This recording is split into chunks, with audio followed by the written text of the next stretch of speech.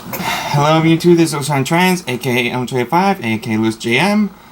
Now, I'm pretty sure most all of you know I'm a big wrestling fan, and I've always enjoyed WWE from time to time. Although this year there has been many changes that have got me a little upset. Granted, I'm still stuck binging through the 2022 wrestling content due to certain schedules and of course life outside of my life. But I watched this year's WrestleMania, and oh boy, this was quite a mess, even for me. Now, I'm pretty sure most of you all know WrestleMania was supposed to be the biggest stage of them all. Granddaddy, the huge, all of the big stars that could perform there. It's been a yearly type of sporting event next to the Super Bowl or the World Series or right now FIFA World Cup and all that shit. But lately, giving TKO, it's becoming less so of that. I'm pretty sure you recall when I was talking about WrestleMania in 2020 that it was meant that it looked like a glorified empty house show. Well, if I want to sum up WrestleMania for this year in 2026, it's a one big expensive infomercial. I'm going to explain to you a few things, so buckle up. The first thing that got me a little upset is both ticket price and location. As you know, WrestleMania usually moves from one place to another just to make it look fresh and new.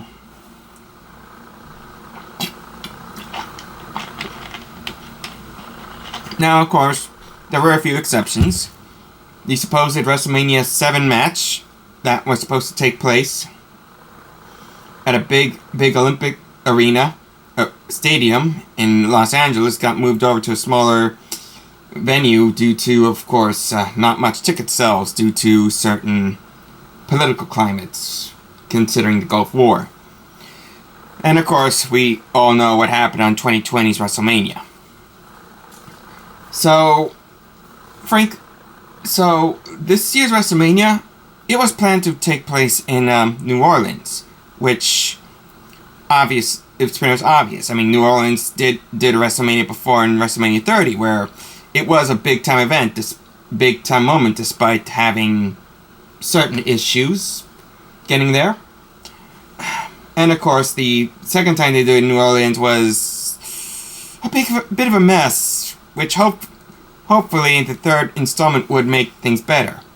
Of course, being that this is TKO we're talking about, they consider less about where to move WrestleMania and what city can bid for a WrestleMania. So when they saw the huge investment that happened with Las Vegas and how big it became, they decided to double back and decide to do Vegas once more, which is a bit of a bitch because, well, for one, you had everything planned out for New Orleans to begin with The Rock making that announcement.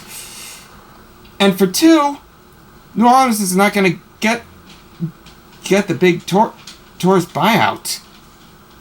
Combine that with the fact that right now, tickets for wrestling is becoming more and more expensive when it comes to WWE. But it makes no sense putting your biggest stage in the world in a city that is already expensive to get into, based around flights, hotel stays, and other things you can do in Vegas.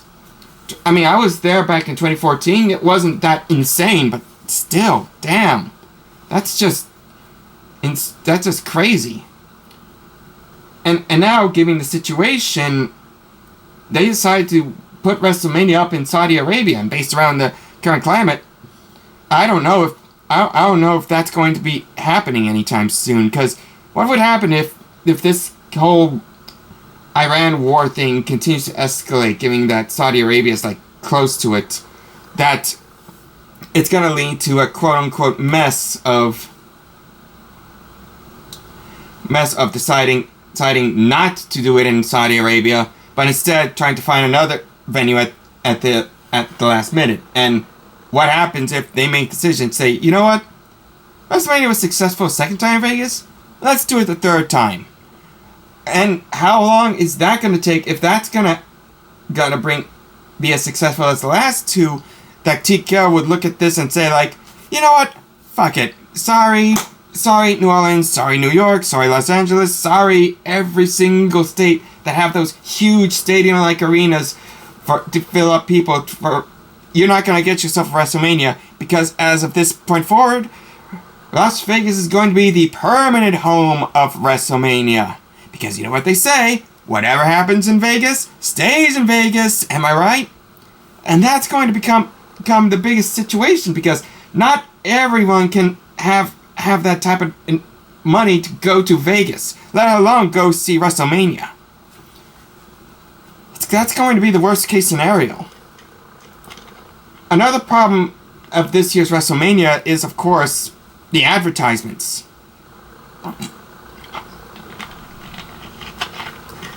Now, advertising has always become a big thing in WWE, specifically in WrestleMania, because they always are sponsored by Snickers or some other type of products, and they just move on, and it doesn't interfere with anything. But TKO, and combine that with the fact that we have ESPN, thought it'd be nice to just plaster advertisements all across everything, from the rings to the props to the wrestling gear to pretty much anything else. We've been seeing this more and more and more ever since the TKO merger, and it's becoming a chore to watch when all these little ads on pretty much every single surface distracts you from the wrestling. And it makes it, I mean, take a look at, well, before the TKO, you had that infamous pitch black match sponsored by Mountain Dew, or that Ray versus Dominic match that had a good story behind it, just to be sponsored by Cinnamon Toast Crunch with a goddamn luchador mascot. It's just insane. And it's... Hell, even on WrestleMania 41, they had a Viking Raiders New Day match where the Viking Raiders were decked out in Clash of Castle gear just to promote a Clash of Castle app because WWE's collabing with them. It's insane. Now, but it's not just the plastered advertisements on matches and rings and everything else. We're dealing with like 5-7 minute long advertisements in between matches. Other than the two main events from this year's WrestleMania, all the other matches were like either less than 10 minutes. I mean, sure, the Boba Fett Brock Lesnar was short, but at least it was very momentous, especially with Brock's retirement. But there were other matches that deserved more time in the ring. The Becky AJ Lee match could have been longer than 10 minutes. The Jade Cargill Rhea Ripley match, longer than 10 minutes. Even the Dominic Finn match, which had a good story behind it, could have lasted more than 10 minutes. Hell, the only match that lasted more than 10 minutes was the Seth Rollins and Gunther match, which was a big confusing match because, of course, Seth was supposed to face Braun Breaker. Braun Breaker was still injured, and of course, Walter didn't have anyone to end the career with, and they decided to shoehorn him into this match just to give him a big pay grade, when they could have at least, I don't know, wait for Rey Mysterio to come. Wait until they can pull the trigger when Rey Mysterio returns. Just saying. And these matches and these advertisements were annoying. I had to buy the ESPN membership just so I can watch this year's WrestleMania, because you can't get WrestleMania anywhere else, not even on Peacock. And Netflix, you can't get it on VPN because Netflix is being too smart on that shit. And not only did I have to watch advertisements, but in between those advertisements were other advertisements because I didn't pay for a premium. That's how bad that was. At least on the bright side, I didn't get the Netflix international stuff, because they said that they had to be watching the Hulk Hogan Netflix trailer over 13 times in between matches, which honestly is kind of hilarious when considering the situation. So yeah, advertisements involved matches is a big no-no for me, and it definitely breaks the immersion when you're watching WrestleMania. Finally, and this is just the biggest standing point that I have to deal with right now, is that the big time celebrity involvements in WrestleMania.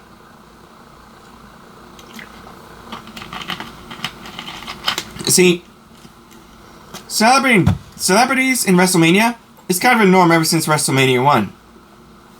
They always have celebrities coming in doing like interviews or singing Star Spangled Banners, or maybe, or you can cut in the crowd and whatnot, and it's just completely normal. The fact that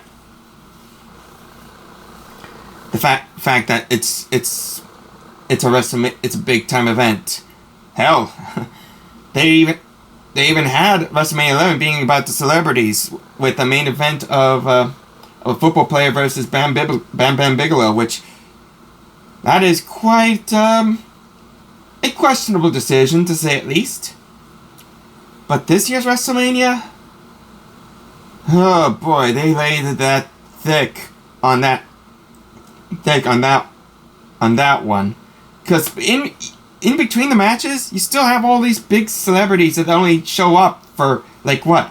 A few short seconds just to pose and all this other crap and everything else. Combine that with the fact that you had mascots of adverts that I didn't mention before involved as well, which, just let me get to the fucking wrestling. You know how bad that was? When the only WrestleMania moment people are talking about is a random football player taking people's beer and drinking it. Yeah, that's really fucked up.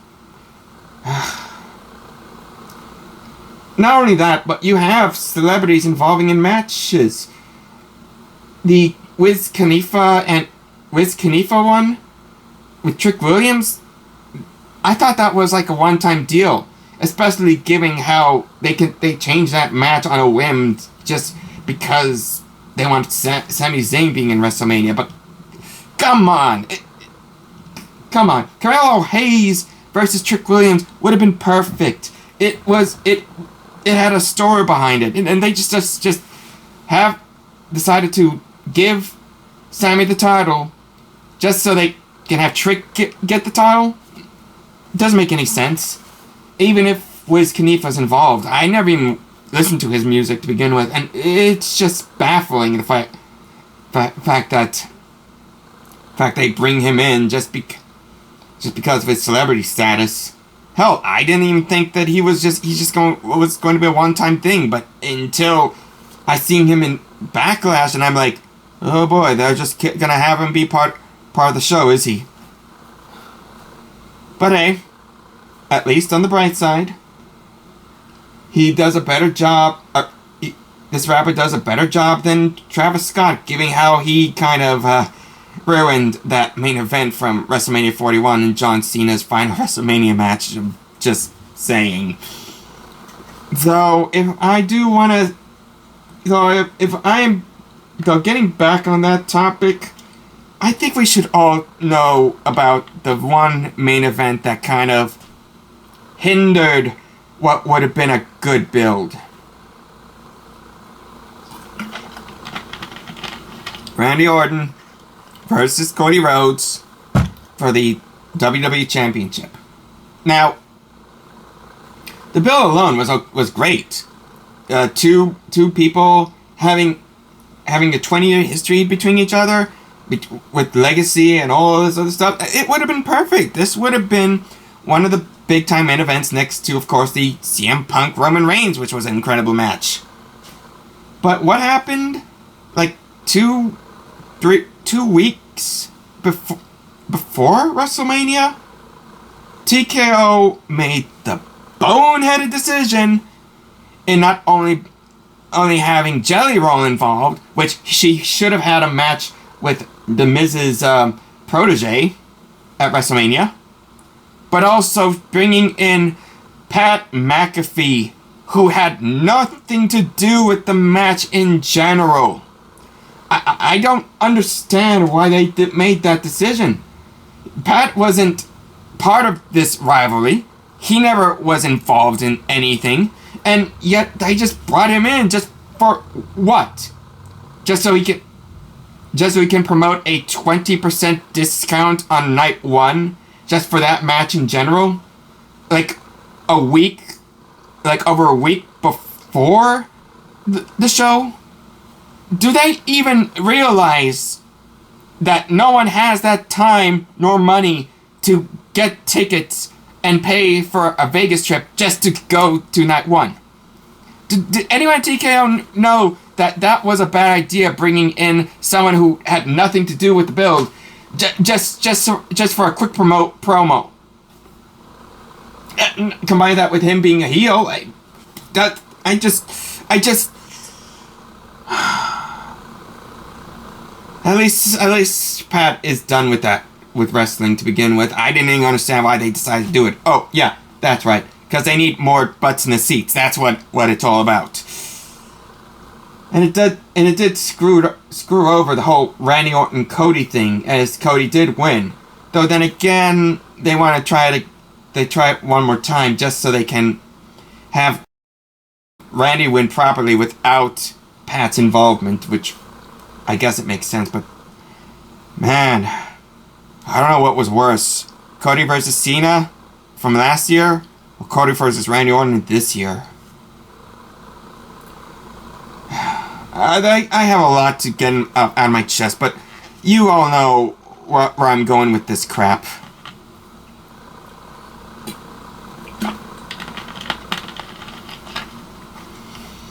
This show was a chore to get through.